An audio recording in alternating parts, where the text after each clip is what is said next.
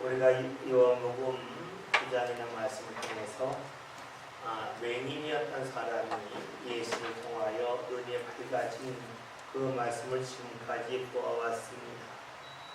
이 사람이 눈이 밝아진 후에 이야기하는 것이 내가 무언가 해서 눈이 밝아졌다 하면서 자신을 자랑하거나 주장하거나 앞세우지 아니합니다. 철저하게 예수님에 대하여 초점을 맞췄죠. 이렇게 예수님에 대하여 초점을 맞췄더니 사람들이 예수님이 어디 있는지에 관하여 묻습니다. 중요한 것은 이 사람이 눈이 밝아지는 은혜를 경험한 후에 예수님에 관하여 이야기함을 통하여서 사람들의 마음과 생각이 예수님으로 가게 했다는 거죠. 오늘 우리들에게 필요한 것도 내가 은혜 받은 후에 내가 은혜 받았다, 내가 은혜 받았다 하는 것도 필요하겠지만 더 중요한 것은 주께서 은혜 주셨다. 자꾸 주님에 대하여 이야기하는 것이 그 무엇보다 중요하다 하는 것입니다.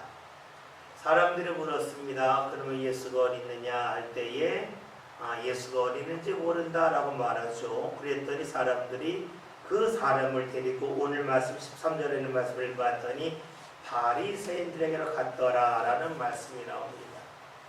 우리는 여기서 물을 필요가 있어요. 왜 바리새인에게로 데리고 갔을까 하는 겁니다.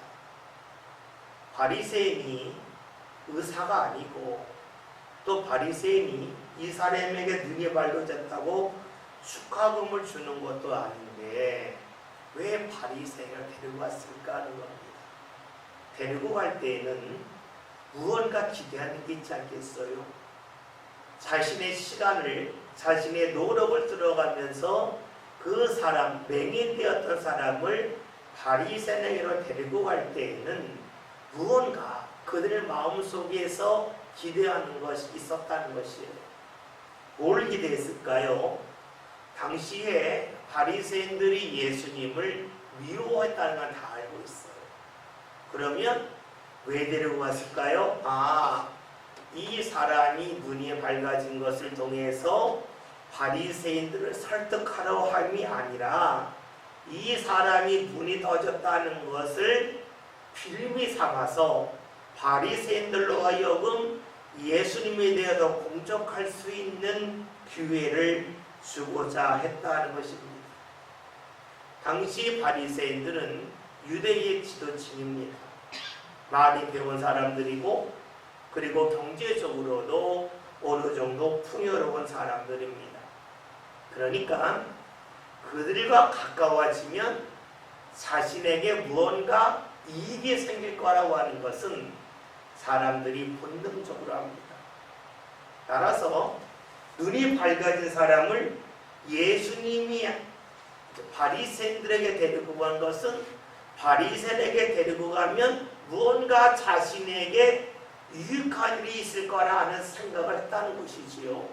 그런데 이런 생각을 하기까지 오랜 시간이 필요하지 않았다는 겁니다. 당장 물었어요. 이 눈이 어떻게 떠졌냐? 예수를 통해 떠졌던 예수가 어디냐? 모른다. 바로 그러자마자 바리새인에게 데리고 가는 겁니다. 아주 짤막한 시간이지만 사람들은 자신의 삶의 이익을 위해서라면 자신이 그 순간에 무엇을 해야 할지에 관하여 너무 쉽게 알았다는 것이지요. 그래요. 사람들은 이익에 관해서는 오래 생각하지 않아도 합니다. 왜냐하면 사람은 이 세상에 살면서 이것이 나한테 얼마나 이익이 될까? 이것이 나에게 얼마나 도움이 될까? 이런 생각 속에 늘 살기 때문에 어떤 일을 만나든지 간에 순간적으로 이것이 나에게 이익이 될 거다, 나에게 손해가 될 거다 하는 것을 잘 안다는 겁니다. 그런데 봅시다. 지금 이 사람은 나면서부터 맹인이었습니다. 이 사람이 눈이 밝아졌습니다. 무척이나 놀라운 일이 일어났습니다. 이런 놀라운 일이 일어났을 때에 그를 만났던 사람들은 자신도 어떻게 하면 이렇게 놀라운 일을 경험할 수 있을까 하는 쪽으로 생각하지 아니하고 이 사람을 통해서 내가 얼마나 많은 물질적인 이익을 얻을 수 있을까 하는 생각을 쉽게 했다는 겁니다. 여러분, 이 사람이 눈에 밝아졌다고 하는 것을 다른 말로 하면 이 사람이 은혜 받았다는 겁니다. 누군가 은혜 받았을 때에 그 사람을 보면서 야, 저 사람도 은혜 받았다면 나도 은혜 받을 수 있을 터인데 내가 어떻게 하면 저 사람처럼 은혜 받을 수 있을까 하는 생각을 하면 얼마나 좋겠어요. 근데 그런 생각보다는 이 사람을 내가 어떻게 대해야, 내가 어떻게 대할 때에 나에게 이익이 있을까 하는 것을 먼저 보았다는 것입니다. 왜 그럴까요? 우리가 하나님의 은혜 이야기하고 세상 이런 이야기를 많이 하지만 좀 냉정하게 보면 이래요. 하나님의 은혜는 어음과 같아요. 어음과 같기 때문에 어음이라고 하는 것은 어느 정도 날이 지나야 일정 기간이 지나야 효력이 있잖아요. 그러나 현찰은 당장 쓸 수 있잖아요. 그러니까 하나님의 일은 내가 그 일을 했다고 해서 당장 손에 무언가 생기지가 않아요. 세상이라는 특징이 뭡니까? 그 일을 하면 당장 내 손에 무언가 쥐어져요. 마치 우리가 1시간 열심히 일했다 그러면 시급받잖아요. 내가 1시간 기도했다 그래서 내 손에 뭔가 쥐어지는 거 아니잖아요. 다시 말하면 세상 일은 현찰과 같아서 세상 일을 하고 나면 당장에 무언가 손에 줍니다. 그러나 하나님의 일은 내가 해도 손에 쥐는 것이 없어 보여요. 그러니까 우리가 입으로는 세상 일보다 하나님의 일이 귀하라고 말하지만 그건 말로 하는 것이고 내 삶 가운데 느껴지는 것은 하나님의 일보다 세상의 일, 사람들에게 잘 보이는 그 모습이 내 삶 가운데 더 빠른 유익을 가져다 줌을 우리는 현실적으로 경험하고 있어요. 그러니까 어떻게 되겠어요? 우리가 하나님 말하지만 순간적으로는 하나님보다 세상을 향해 나가고 하나님의 은혜를 경험한 사람을 만날 때에 야, 나는 저 사람처럼 주의 은혜 받아야지 하는 마음보다는 저 사람을 통하여서 내가 얻을 수 있는 것은 무엇일까 하는 현실적인 문제에 우리가 매달릴 때가 많다는 것이지요. 우리가 많은 간증을 들을 때가 있어요. 근데 간증을 듣고 나서 간증하는 분들도 자신이 어떤 영웅이 되고 싶은 마음이 드는 분들도 간혹 있어요. 자기를 자랑하고 싶은 마음에서 간증하는 분이 간혹 있어요.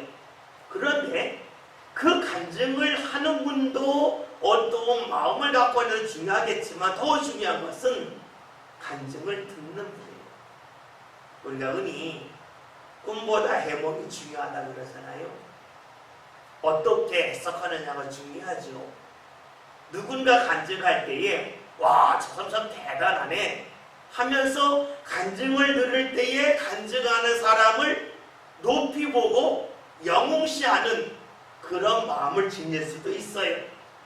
또 때로는 저 사람이 저렇게 주의 은혜 받기까지 얼마나 하나님 앞에 매달렸을까? 매달리면서 얼마나 많은 갈등이 있었을까? 그 가운데 삶의 어려움을 어떻게 넘어섰을까? 여기를 보는 사람이 있어요. 대부분 무엇을 볼까요? 간증을 듣고 나서 그 사람을 영웅시해요. 왜 요즘 시대에 수많은 교회에서 연예인을 불러다가 간증을 들을까요? 그것은 영웅담을 듣고 싶어서.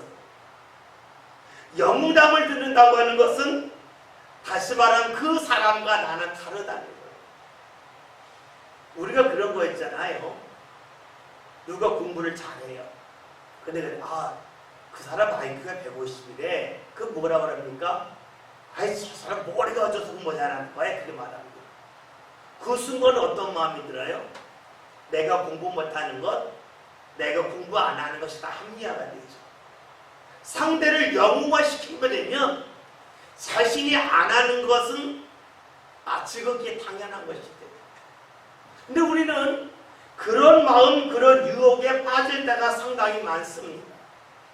간증을 들을 때에 그 사람은 대단해. 정말 그 사람은 대단하네. 자꾸 그 사람을 칭찬을 해요. 그 뭡니까? 그 사람은 특별하다는 겁니다. 특별하지 않은 나는 그렇게 안 해도 괜찮다고 하는 스스로를 위안하는 마음이 우리에게 있어요. 정말로 중요한 것은 무엇일까요? 은혜 받은 사람이 어떤 과정을 통해서 어떤 갈등을 넘어서면서 주의 은혜를 받았을까? 여기를 봐야 되겠죠. 맹인의 눈이 밝아졌어요. 그럴 때에 그의 눈이 밝아지기까지 그가 어떠한 믿음의 과정을 밟았는지를 물어야만 그 이야기를 들은 사람들도 같은 은혜의 자리에 들어설 수가 있겠지요.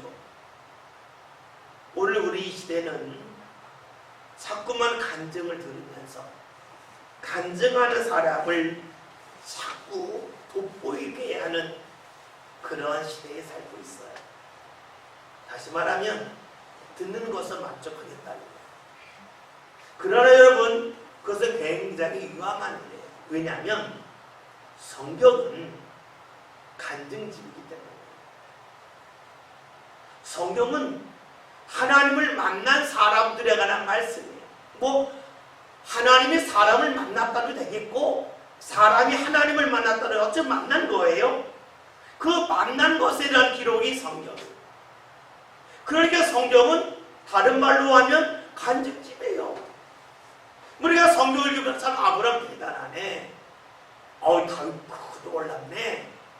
여러분 그건 뭘 말해요? 나는 그렇게 안 하겠다는 거예요.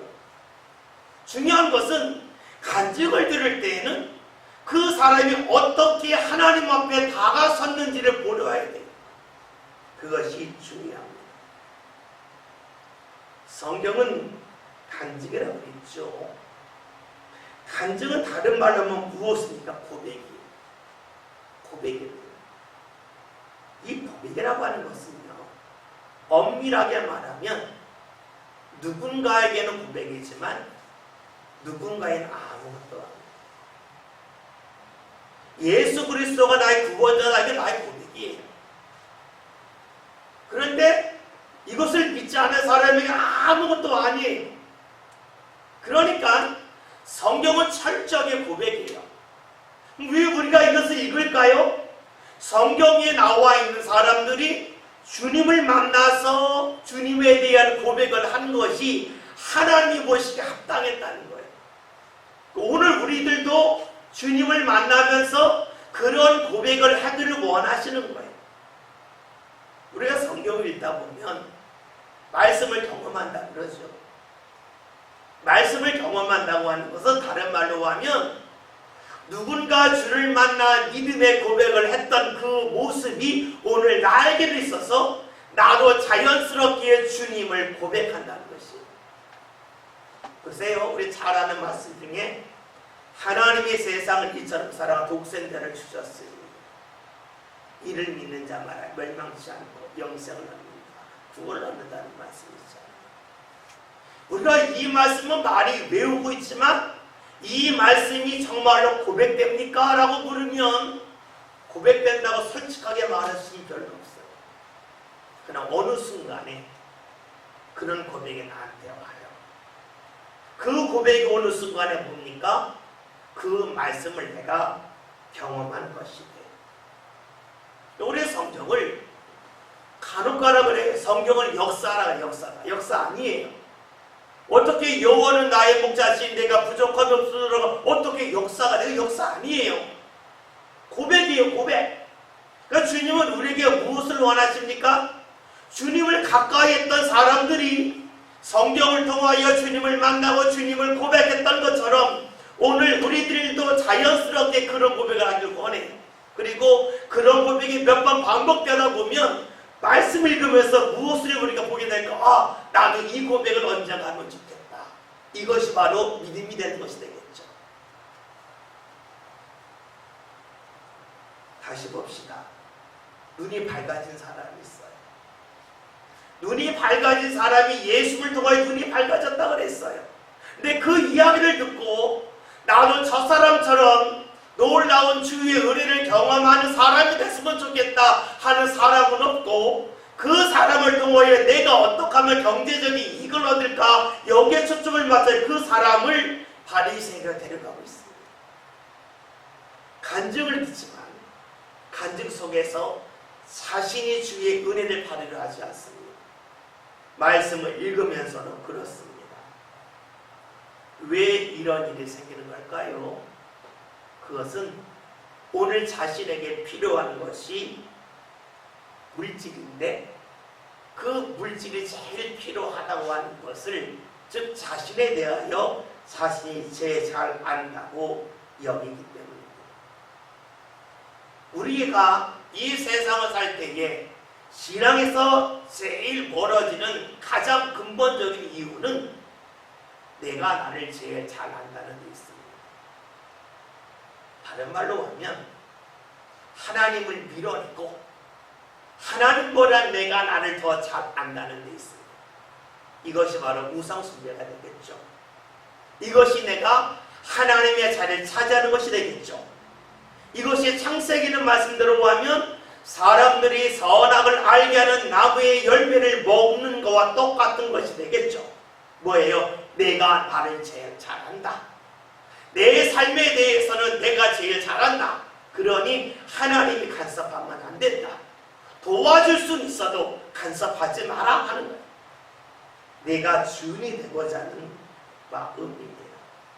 내가 주도권을 갖는 것입니다. 내게 주온 것을 내가 제일 잘 안다고 여기는 데 있습니다. 이런 마음 속에는 내가 의롭다 하는 것입니다.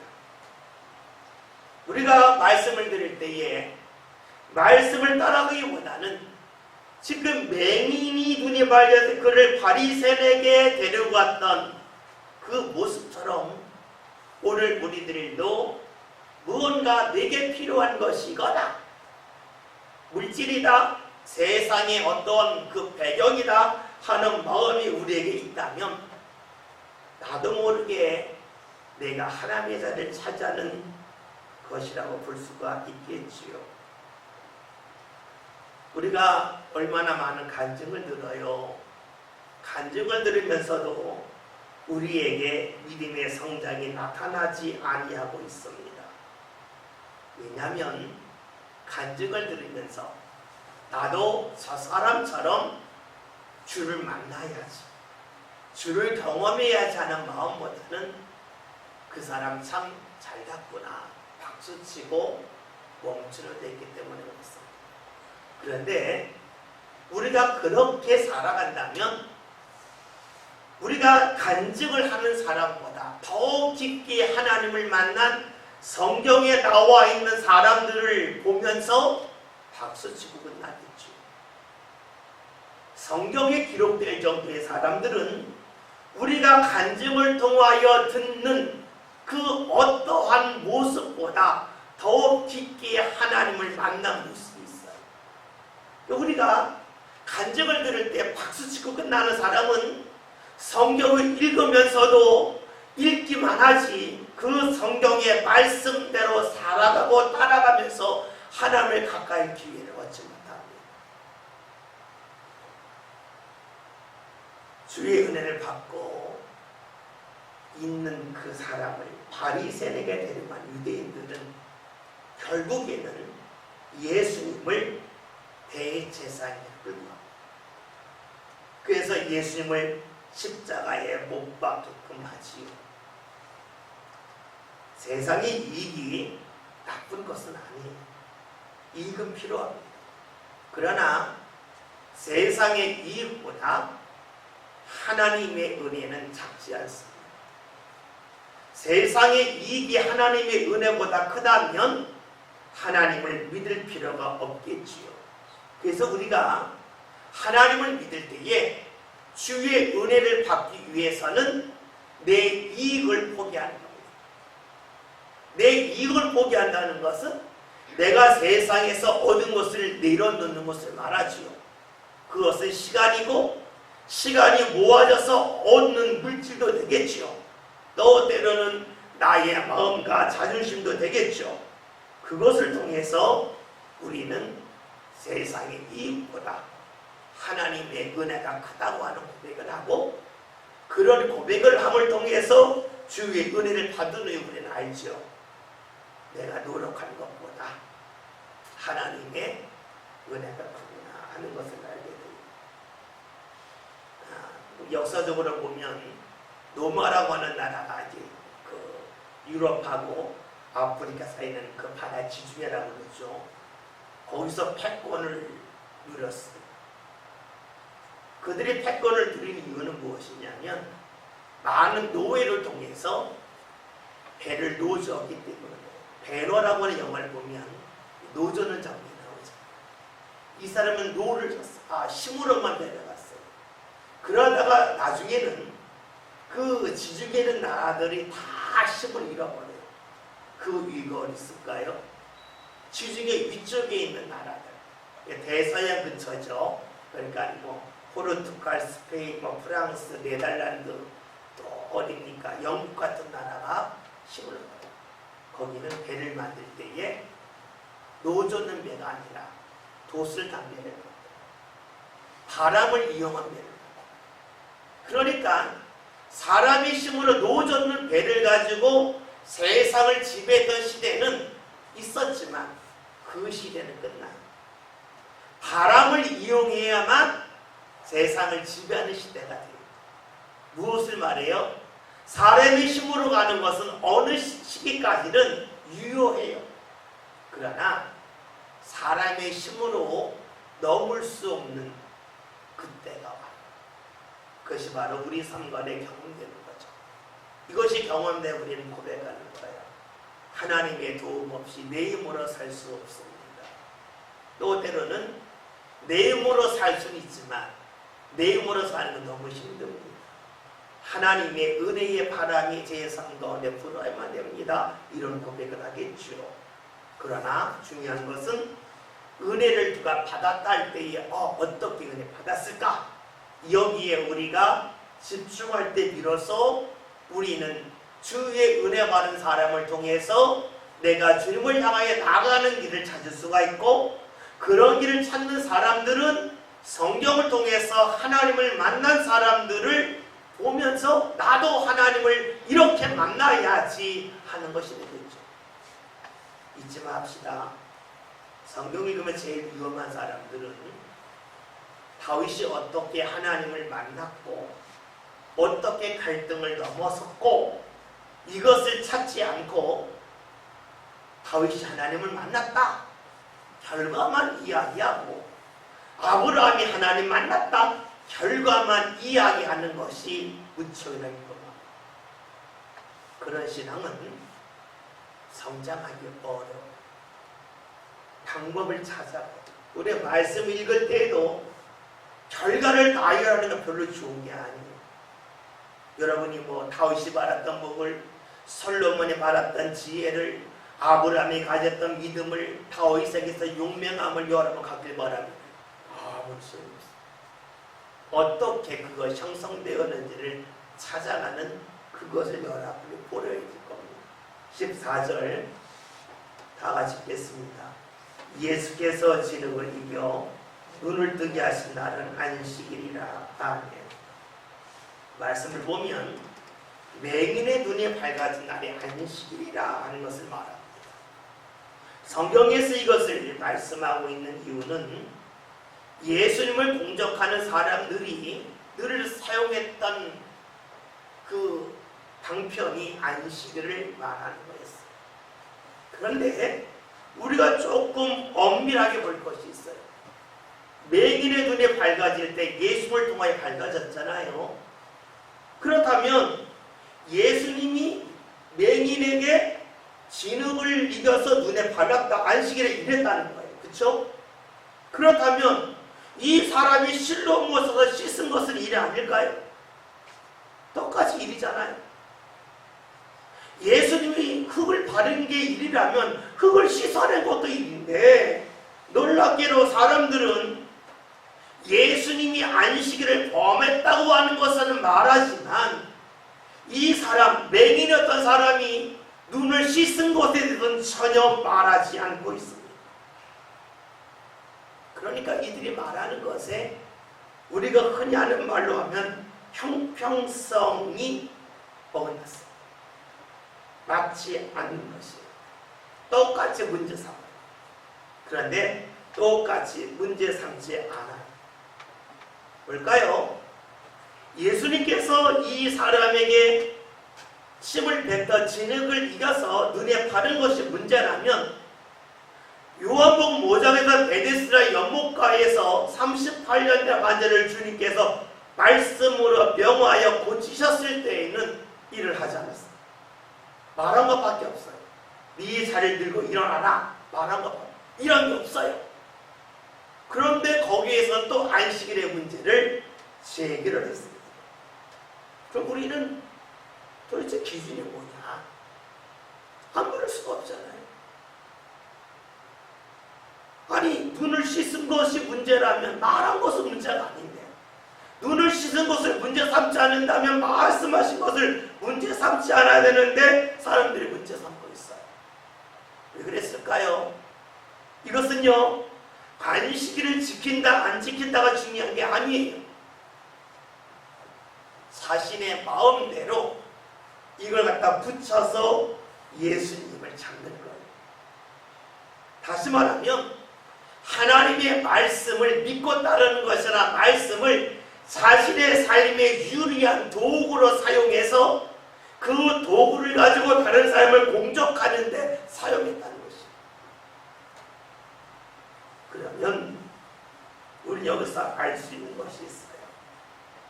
하나님의 말씀을 자신들이 입맛에 따라 사용했다면 이들은 하나님에 관하여 말하고 있지만 실제로는 자신의 이야기를 한다는 것이에요.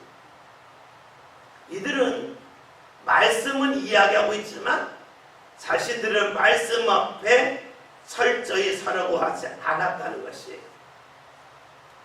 자신들은 말씀을 넘어섰다고 보고 있어요. 왜 그랬을까요?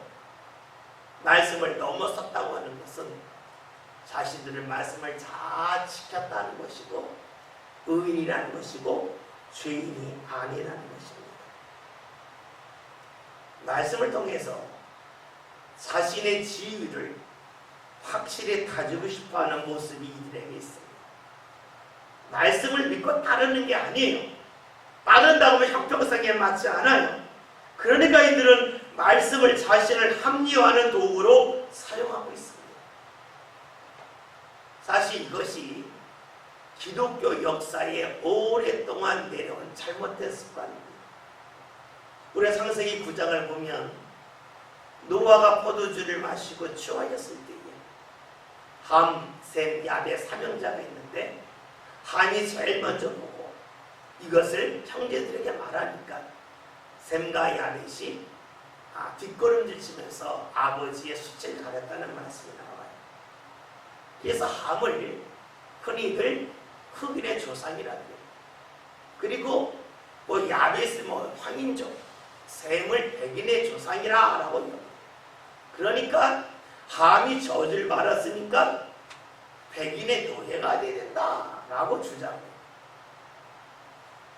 여러분, 아버지가 같은데 백인, 흑인, 황인 중에 나올 수 있어요? 나올 수 없죠. 나올 수 없는 거예요. 그러니까 우리 성경을 읽을 때에 제가 그 고백이라는 말씀, 고백이라는 말씀을 자꾸 하는 이유는 성경을 역사로 보면 안 된답니다. 고백으로 봐야지 못해. 여호와는 나의 목자시니 내가 부족함이 없으리라. 그러니까 역사로 볼 사람 하나도 없잖아요. 그러면 그것이 전체 성경을 볼 때도 똑같은 거예요. 우리가 사도신경을 하죠. 그게 역사의 고백이에요. 믿은 사람들에게만 나타나기 때문에 역사가 아닌 고백이에요. 그런데 우리 자꾸만 역사라 그러니까 싸움이 나요. 고백이에요. 우리가 음식을 먹어본 사람과 먹어보지 않은 사람의 음식에 대한 말 똑같겠어? 다르지요? 다른 거예요. 근데 먹어본 사람이 내 말이 사실이라 역사라면 안 돼요. 어떻게 배부를 때 먹었는지, 배고플 때 먹었는지, 아니면 어떤 음식과 같이 먹었는지, 그 음식만 먹었는지 다르잖아요. 고백이라고요. 그런데 이것을 역사로 해서 우리가 뭐 영화 중에 제가 본 영화 중에 노예 12년이라는 영화가 있어요. 참 슬픈 영화인데요. 왜 슬픈 영화냐면 미국이 이 남과 북 전쟁이라고 했잖아요. 남북 전쟁이라고, 이게 노예 전쟁이라고 하잖아요. 근데 이 노예 전쟁이 일어났을 때 어떤 일이 있었냐면 그 남부에서는 이 흑인들을 노예로 삼았어요. 그리고 북쪽에서는 흑인들이 노예가 아니었어요. 그러면 어떤 문제가 생기냐면 국회의원 뽑을 때 국회의원 뽑을 때에 북쪽에서는 우리 인구가 많다. 흑인과 백인 똑같습니다. 그래서 백인 100명, 흑인 100명, 200명이 돼요. 근데 남쪽에서는 백인 100명, 흑인 100명이면 흑인을 사람 취급하라니까 국회를 조금 먹잖아요. 문제가 됐어요. 그래서 미국 역사를 보면 흑인을 0.7명으로 계산하게 됐어요. 되게 이상하죠. 그리고 우리가 미국을 보면 상원, 하원이 있어요. 헷갈리잖아요. 이게 뭐냐면요. 상원은 주에서 공통적으로 뽑는 거예요. 무슨 말이냐면 서울시에서 상원 2명, 강원도에서 상원 2명 똑같이 뽑아요. 근데 하원을 뽑을 때 어떻게 뽑냐면 인구 대비를 뽑아요. 그러니까 서울에서는 1000만이니까 뭐 10만 명당 1명씩 하원을 뽑나 100명을 뽑는 거고, 강원도는 300만이라 그러면 하원은 30명을 뽑는 거예요. 상원은 주거를 똑같이 뽑고 하원은 인구 대비를 뽑는 거예요. 이것이 나중에 확대가 되면서 흑인을 어떻게 다룰까 하는 그 문제 때문에 결국은 남북전쟁이 일어나요. 노예 때문에 일어나는 것이 아니라 정치적으로 누가 더 많은 득표를 하느냐, 이것 때문에 번져 나온 것이 남북전쟁이에요. 그런데 이 북쪽에서 흑인이 있었는데 그 흑인이 어느 날 백인들이 노예를 잡으러 갔다가 그 사람을 잡아가요. 도망간 노예를 잡아가요. 그 사람이 자기 노예가 아니라 자유인이다 아니라 노예가 해서 이 사람이 12년 동안 노예 생활하다가 나중에 누가 와서 풀려나는 그 장면이 노예 12년이라는 영화예요. 근데 그 영화를 보면 백인들이 예배를 해요. 예배를 하면서 흑인을 앉혀놓고 하는 예배가 바로 너희는 함에 웃음. 너희가 노예 생활을 하는 것은 성경에 나와 있는 말씀이다 하는 것이에요. 마치 인도에서 그 카스트제를 만들어 놓고 너는 수드라니까, 너는 불가촉 천민이니까 너는 평생 동안 도비 빨래하는 사람을 도비라고 하는데 너는 평생 빨래를 해서 착하게 살면 윤회 다음번에는 이거보다 좋은 삶이 될 거다 해가지고 종교를 통해서 그들이 착취하는 것을 합리화하는데, 그런 일이 힌두교에만 있던 것이 아니라 기독교에도 있었어요. 그 흑인을 탄압하는 일을 했어요. 왜 그랬을까요? 말씀을, 자신을 합리화하는 하나의 수단으로 여겼기 때문에 오늘날 우리가 조심해야 될 것이 있어요. 제가 여러분에게 자주 하는 말씀 중에 정말 우리가 조심할 것이 무엇이냐, 그것은 영적 능력과 영적 깨끗함은 같지 않다는 거예요. 우리가 마태복음에 있는 말씀을 보면 7장이라는 말씀이나 예수님이 어떤 사람을 살아가서 주님, 제가 주의 이름으로 아주 또 올라온 일을 했습니다. 귀신을 내쫓고 큰 능력을 행했습니다. 이때 예수님이 이러면서 나는 너를 도저히 알지 못한다. 불법을 행하는 자들아. 무엇을 말해요? 말씀 불법을 하겠다는 말씀을 안 지켰다. 말씀을 지키진 않았지만 놀라운 능력을 행한 사람들이 있었고 주님은 그런 사람들을 가차없이 모른다 하셨다. 그들이 주님을 믿었어요. 능력을 행했어요. 그러나 말씀대로 살지 않았어요. 주님 모른다 그랬어요. 매우 중요한 말씀입니다. 오늘 우리 시대에도 예수 이름으로 병 고칠 수도 있고 능력을 행할 수 있지만 말씀을 지키지 않는다고 주님이 나는 너를 모른다 할 수 있어요. 이게 뭐예요? 영적인 능력과 영적 깨끗함 일치하지 않는다는 것입니다. 물론 일치할 수도 있지만 꼭 일치하는 것만은 아니에요.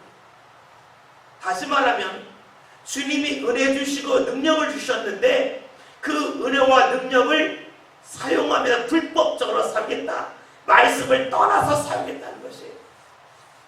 그것은 자신의 어떠한 이익을 위해서 사리사욕을 충분히 채우는 대로 사용했다는 것이 되겠죠.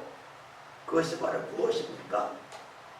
말씀을 따르지 않고 말씀을 이용하는 사람들의 모습이라는 것이에요. 성경을 읽을 때에 우리가 중요한 것은 정말로 내가 사라지고 내가 죄인이라는 고백 속에서 말씀을 읽어야지, 내가 죄인이라고는 생각이 없이 말씀을 읽다 보면 그 말씀을 내가 도구할 가능성이 무척이나 높다 하는 것입니다. 말씀을 통해서 우리가 보아야 될 것이 무엇입니까? 바로 주님의 마음입니다. 말씀을 통해 보아야 될 것이 무엇입니까? 나의 죄됨입니다. 내가 말씀을 알지만 알면서도 말씀을 멀리하고 싶은 마음이 나에게 늘 있다고 하는 그 고백, 말씀 속에 갈등이 있다고 하는 그 고백이 우리에게 있어요. 그 고백이 있을 때 비로소 우리는 자신을 부인할 수가 있고 자신이 옳지 않다고 하는 것을 깨달을 수가 있습니다.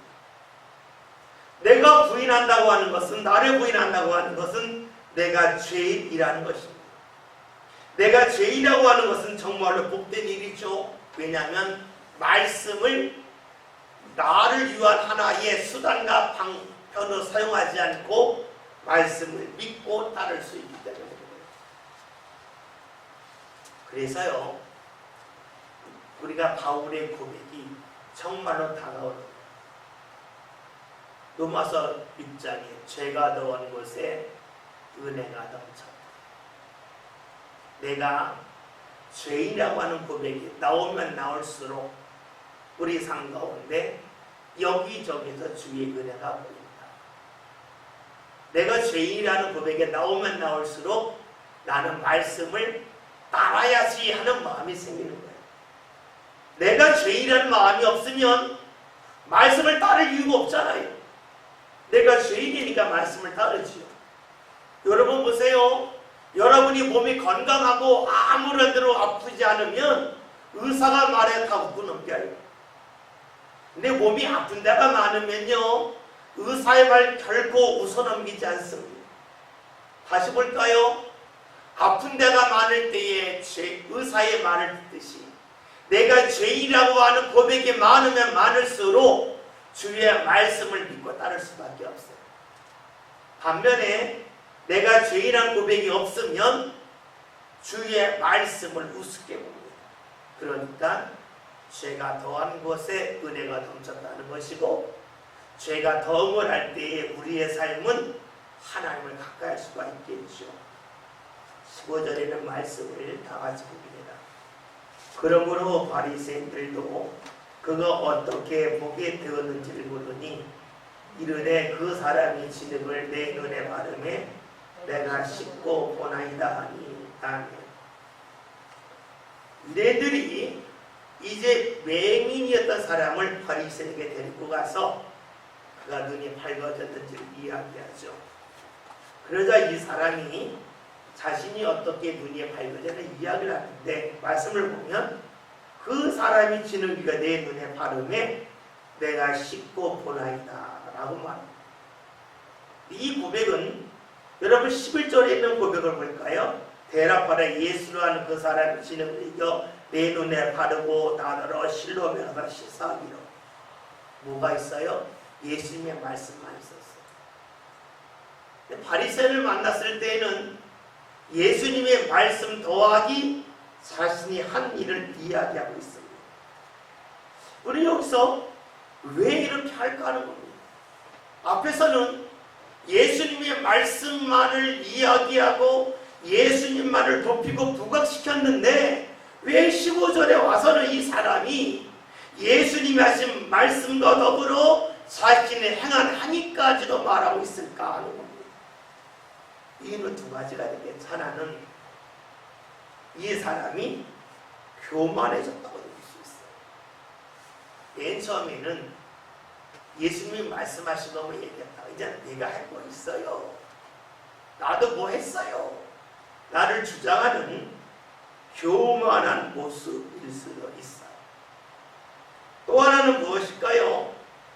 이 사람이 예수님이 하신 말씀에서 줄이고 자기가 행한 일까지로 말하는 것은 사람들이 예수님을 공격하니까 그 공격을 분산시키기 위해서, 즉 안식일에 예수님이 말씀하셨고 나는 했다.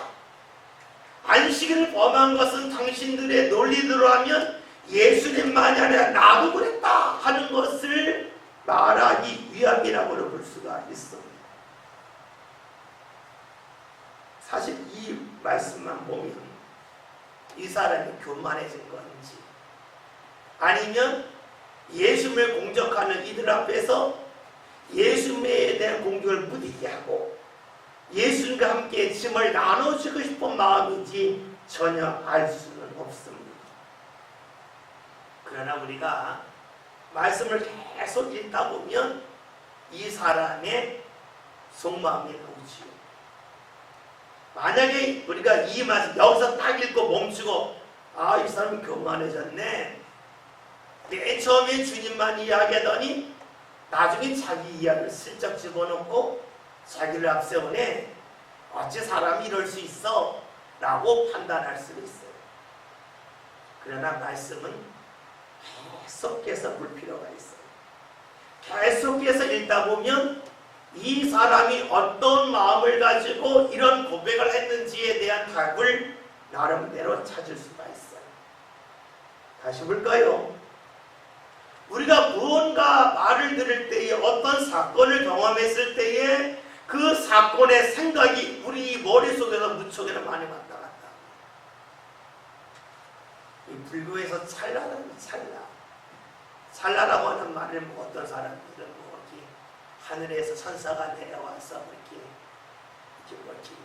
옷깃을 이렇게 스치고 가는 것이 겹쳐서 겁이 되고 찰나라고 그러는데, 찰나라고 하는 것은 흔히 이렇게 눈 깜빡할 사이에 사람들 머릿속에서 지나가는 생각이라고 합니다.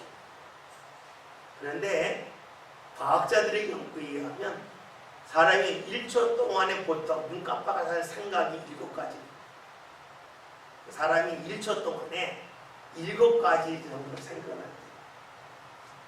그리고 그 1초가 이제 1분이 되면 이제 더 많아지겠죠. 그리고 1시간이 너무 많죠. 그래서 5만 가지 생각이라고 하는 말들이 많아요. 5만 가지. 이 5만 가지라는 것이 5만 가지의 생각, 5만 번의 생각을 한다는 게 뭐예요? 사람이 하루 동안에 생각하는 개수를 다 세보면 약 5만 가지의 생각입니다. 5만 가지. 여러분, 그래요. 우리 무언가 봤을 때에 머릿속에 생각이 엄청나게 많이 지나가요. 이렇게 했다, 이렇게 했다, 이렇게 했다. 수많은 생각이 왔다 갔다 하면서 지나갑니다. 근데 중요한 것은 지금 내가 생각할 수 있지만 그 생각이 옳다고 보장할 수 없어요. 그 생각이 옳은지는 시간이 지나봐야 알아요. 이 사람이 이런 말을 왜 했는지를 우리가 시간이 지나서 말씀을 쭉 읽다 보면 알 수 있어요. 마찬가지입니다. 하나님이 우리에게 행하시는 일에 대해서도 우리 삶 가운데 어떠한 목적을 갖고 이러이러 허락하셨는지 당장에 아는 사람은 거의 없어요. 시간이 지나봐야 알아요. 다시 말하면 시간이 지나봐야 안다 하는 것은 하나님의 믿음을 갖고 지내다 보면 하나님이 나를 어디로 이끄시고자 이러한 어려움을 내 삶 가운데 허락하셨는지에 대하여 나중에 안다는 것입니다. 중요한 것은 그 시간이 되기 전에 우리가 판단을 해버리면 어떻게 되겠냐는 것입니다. 제가 아까 15절의 말씀을 들으면서 이 사람이 11절에서는 예수님에 관한 이야기만 하다가 15절에서는 예수님에 관한 이야기에 자기가 이야기를 한다. 도대체 어떻게 된 거냐? 라고 말씀드렸을 때 대부분 어떤 생각일 거예요? 이 사람 그만해졌구만. 이 생각이 제일 먼저 떠오르겠죠. 그러나 이 사람 마음속에서는 교만보다는 바리새인들이 예수를 공적하라고 하니까 그 공적의 칼날을 돌리고 같이 주님과 오름을 자신이 겪으라고 하는 그 마음이 있을 수도 있어요. 말씀 뒤에 답이 나오죠. 오늘 우리 삶 가운데 하나님이 역사하느니 아무도 몰라요. 제가 자주 드리는 말씀 중에 이사야 43장에 진실로 하나님은 숨어 계신 분이십니다. 이 말씀 너무 중요한 말씀이에요. 하나님 숨어 계시다고 하는 것은 다른 말로 하면 언제 하나님 안 숨어 계셨나? 언제 하나님 내 눈에 보였나? 이렇게 보면 안 돼요. 하나님이 숨어 계시다고 하는 말씀은 다른 말로 하면 하나님의 뜻이 숨겨져 있었다. 하나님의 은혜가 숨겨져 있었다. 이걸 예수님의 말씀대로 하면 밭대의 보화가 감추어져 있듯이 내 삶 가운데로 하나님의 은혜가 감추어져 있다. 그래서 우리가 못 찾고 있다. 하나님이 준비를 해 못 찾았다. 그 말씀이 뭐예요? 하나님이 숨어 계시다. 하나님이 숨어 계신 것을 언제 발견할까요? 그것은요, 내가 하나님의 마음과 일치할 때. 여러분들이 제가 어떤 표정을 짓는다 그러면 그 표정을 왜 짓는지에 대하여서 충분히 추측할 수 있어요. 처음 보는 사람도 추측할 수 있어요. 왜 저 표정 졌을까 추측할. 그러나 누가 맞출까요? 제 마음을 아는 사람이 맞죠. 그러면 그 표정 속에 무슨 뜻이 있는지 알아요. 마찬가지예요. 하나님이 숨어 계신데 하나님의 은혜가 숨겨져 있는데 그 은혜를 누가 발견할까요? 내가 하나님과 마음이 일치될 때, 어느 부분에서 일치될 때, 일치되는 부분에 감춰져 있는 주의 은혜가 발견되겠죠. 그런데 내가 주님과 마음이 일치되지 않았는데 내가 스스로 판단하고 스스로 결정하고 난다면 우리는 주의 은혜에 대하여서 제대로 알지 못할 거예요. 경험할 수 없을 것입니다. 우리가 신앙생활하면서 좀 기다리는 훈련을 해봅시다. 내가 무언가 원하는데 원하는 자리에 빨리 이르지 못했어요. 답답하잖아요. 그런데 왜 주님이 날 사랑하시는데 내 답답함을 아시면서 안 주실까? 그건 뭐예요? 주면 관리 못할까? 주면 소중한 줄 모를까? 주면 놓칠까 봐. 그러지 않겠어요? 주님께서 우리를 사랑하시기 때문에 최대한 은혜 주시려고 하는데 왜 기다리실까? 좀 더 기다리자. 시간만 보내면서 기다리는 것이 아니라 내가 주님 앞에 서는 모습을 바르게 하면서 준비된 모습으로 기다리자. 이런 모습을 저와 여러분 신앙 가운데 꼭 간직합시다.